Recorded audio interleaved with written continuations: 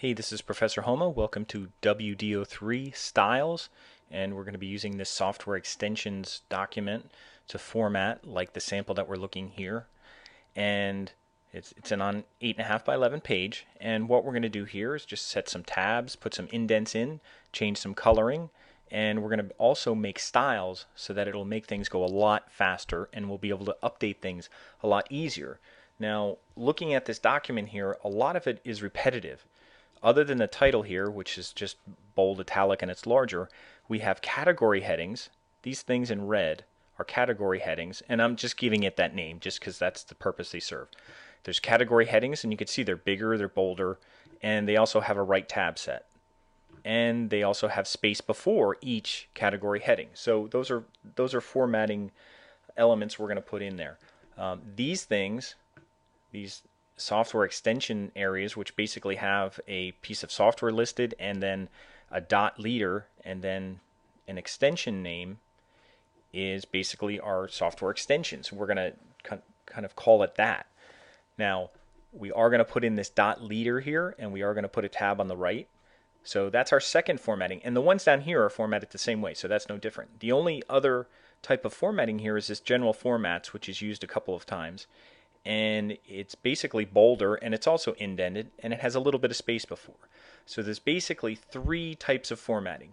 This one, the character headings, these, which are basically software extensions, we'll call them, and then this one here, which is basically a general heading. So we only have to format things 3 times, and then we're going to save them as styles, and then we're going to apply them to the rest of our document so we don't have to be applying all these different settings again. And then when we want to change it, we could go into our styles palette and just make one change, and it'll update everything on the page. It's actually pretty neat once you know how to do it, and it makes things a lot faster and it cuts down on errors. So I'm going to open up our document. You don't have to type any of this. You'll have a document, a work file to open up, which has your last name, which when you save it, make sure to save over the last name and put your name in here. So I'm going to open this up in Word, and when it opens up, you can see it's not formatted other than it's just left justified. It will be in 12-point Cambria, which you can keep it in that because most of it's going to be in that font. And I do have my invisibles, I'll call them, or my formatting marks turned on using this show hide button. So these things are really called formatting marks, but you use the show hide button to actually show them. And I do want to see them because I want to indicate that, what is a paragraph, and also to note things like here's a tab. I actually put the tabs in for you, so you don't have to hit the tab key once we set the tab. Okay, so I'm going to go to my sheet, and the first step on the sheet was actually downloading the file and opening the file.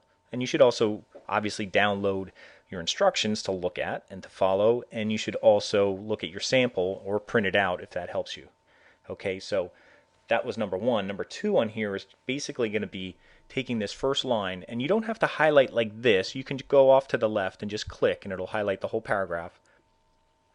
And I'm going to center align it, and then I'm going to make it bold italic, and then I'm going to make it larger. I'll just go up and change the point size to 20.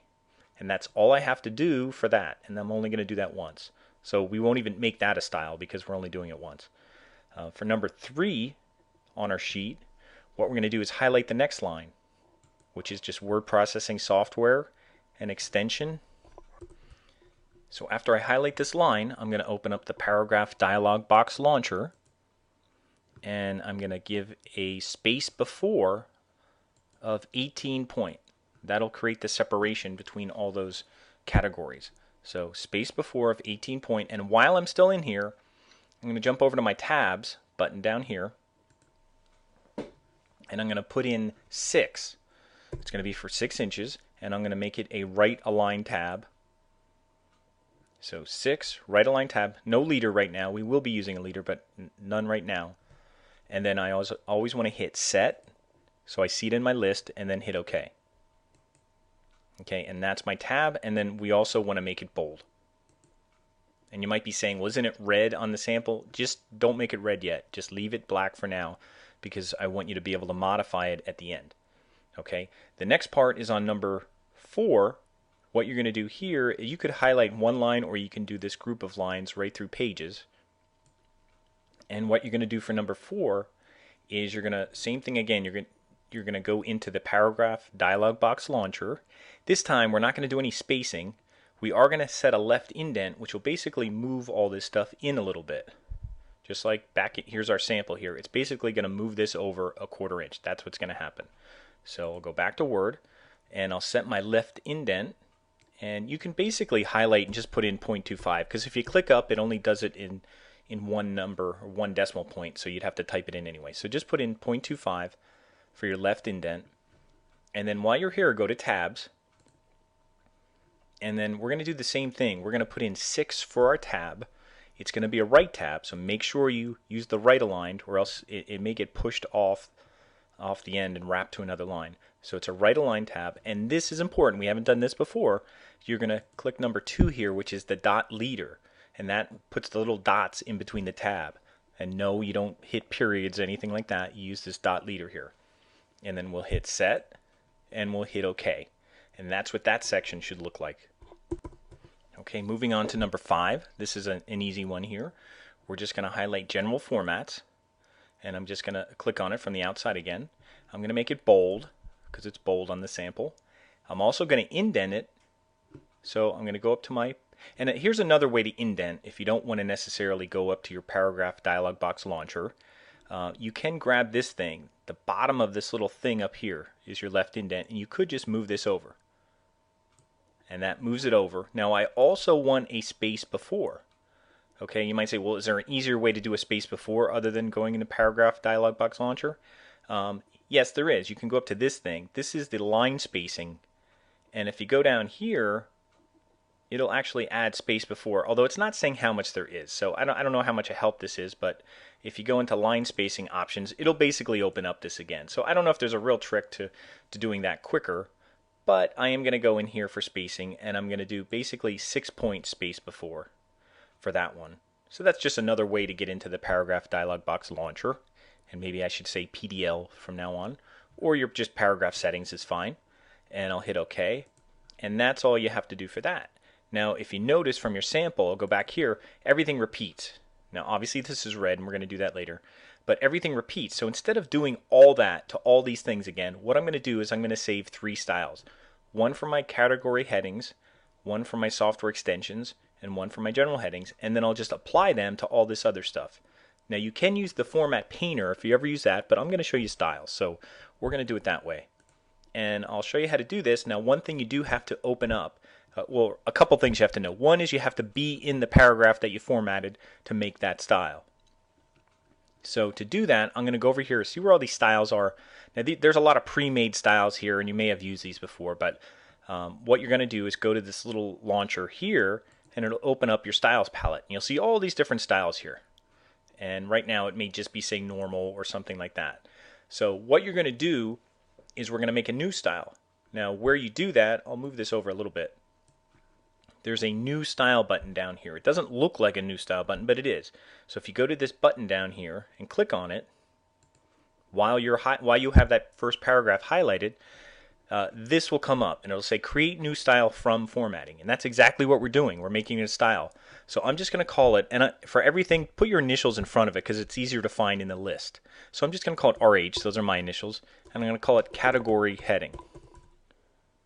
That way they'll be all together when you see them in the list, because they'll be alphabetized with my initials first. So it's RH category heading. And you could always change this later.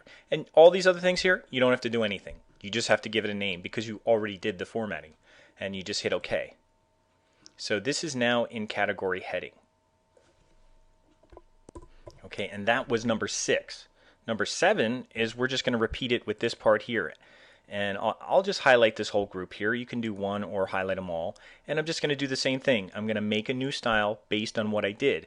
And what's going to be included in that style is going to be the font, the spacing, the tab, where the tab is set, the indent. All that stuff is going to be included with the style. So I'm going to go down here and hit the new style button. And I'm going to call this one RH. And I'll just put SW extensions just to make it a little shorter. And I spelled it wrong. And I'll hit OK. I don't have to do anything else, just give it a name. And all this is in software extensions. and that was number 7. And the last style we're going to make is just this one here. So just click on this line and go to the New Style button. And I'm just going to call this RH again, and you would use your initials. And I'll just call it General. You don't even have to put general headings. You could just call it General. And I'll hit OK. Okay, so that's that formatting. Okay, so I now have these 3 styles. You see them, they're up here in the list. I have general, I have extensions, and if I scroll up, I have category headings. So these styles are in a list, and notice when I'm on it, it should be highlighted. When I go anywhere in here, it should highlight that one, and when I go on this one, it should highlight the category heading. That means they're aligned to that style. That means they're in that style, they're part of that family. And what we're going to do now is just invite all these other people to be a part of that family.